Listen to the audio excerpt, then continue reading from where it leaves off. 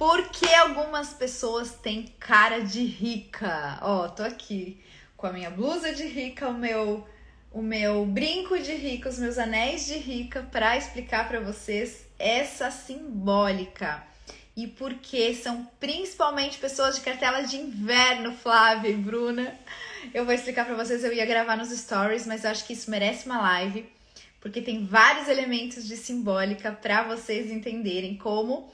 Já manda para as amigas aqui, aquelas que têm cara de rica, que não importa a conta bancária delas, talvez elas estão até com dívida.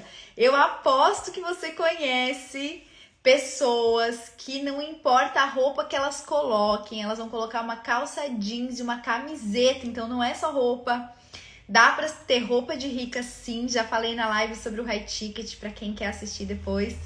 Mas não é isso, tem pessoas que nasceram com cara de rica, com pose de rica, e é para essas pessoas ou para vocês que querem entender essa mágica, né, que não é explicada a não ser pela simbólica, que eu quero fazer essa live.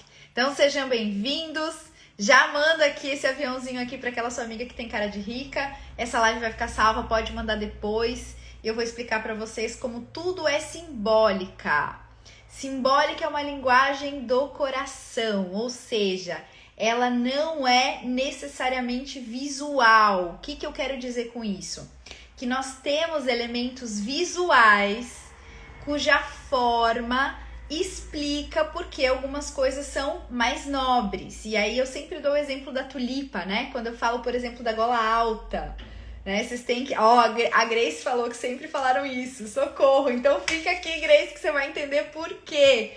Ou cara de rica, ou cara de chique. Você tem cara de chique. Ou tem cara de snob também. As pessoas, às vezes, quando elas têm o imaginário em relação à riqueza como algo snob, elas vão dizer isso. Você tem cara de metida. Você tem cara de snob, você tem cara de... Enfim, pode ser um elogio, dependendo de qual a referência que a pessoa tem da riqueza, ou pode ser uma crítica, né? Porque é isso, essa lógica é a lógica do gosto ou não gosto, do amo ou odeio, que as pessoas que têm cara de rica vão acabar enfrentando, não é, Grace? Então vamos lá. Vamos começar entendendo os elementos visuais que atingem o nosso coração. Você já deve ter visto um vídeo e não importa o que você acha em relação à linguagem visual, que é verbal ou não. Por quê? Por exemplo, se eu tivesse com uma outra cor, eu passaria uma outra mensagem, quer queira você ou não, racionalize você ou não. Se eu prender meu cabelo, eu vou passar uma outra mensagem. Se o meu cabelo, ó, já muda totalmente. Se eu mudar o meu brinco, se eu colocar um brinco de plástico, por exemplo, eu vou mudar um outro elemento da mensagem. Se eu colocar ao invés de metal, por exemplo, ao invés de dourado, eu colocar prateado, eu vou passar uma outra mensagem. Isso porque, simbolicamente, na natureza, e por isso eu sempre olho no original, né? Eu não olho para cópia. O que a gente faz, nós seres humanos, é copiar a natureza. Mas vamos pensar na natureza? O ouro, por exemplo, é um metal nobre. A lógica do ouro é a nobreza. E por quê? Porque é um metal que dura. Eu faço uma joia e ele simboliza a eternidade. Aquilo que dura mais acaba tendo mais valor monetário. Se eu pego uma joia, que não é uma joia, a gente nem chama de joia, né? Eu pego um metal menos nobre e eu imito, ele pode ser uma imitação, mas ele vai ser uma imitação barata, porque ele não dura tanto. Então vejam, existem elementos que na natureza são mais nobres. Quando eu aplico isso na lógica humana, vai ter uma lógica de nobreza maior. Agora, o que isso tem a ver com pessoas?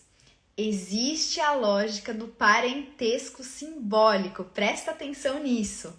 Quando eu comecei a fazer os testes de coloração, eu comecei a perceber que é como se Deus tivesse categorizado as coisas e as pessoas também. Então você deve saber que você parece, né? Ou às vezes você tem gostos e preferências que combinam mais com uma determinada pessoa ou combinam mais com outra. Geralmente a lógica da amizade tem isso, né? Os amigos, eles vão ou se unir pelo que eles têm em comum ou pelo que eles têm de diferente. Muitas vezes a gente busca aquele amigo que não tem o que eu tenho, mas que ele me complementa. Então, é como se fosse uma lógica de parentesco que nas cores, eu categorizei nas cartelas de cores e fui percebendo que existe um parentesco simbólico entre algumas coisas e algumas cartelas de cores que se unem naquilo, que combinam com aquilo. Então eu vou dar só um exemplo aqui, mas isso eu fiz com toda a natureza para vocês perceberem como faz sentido.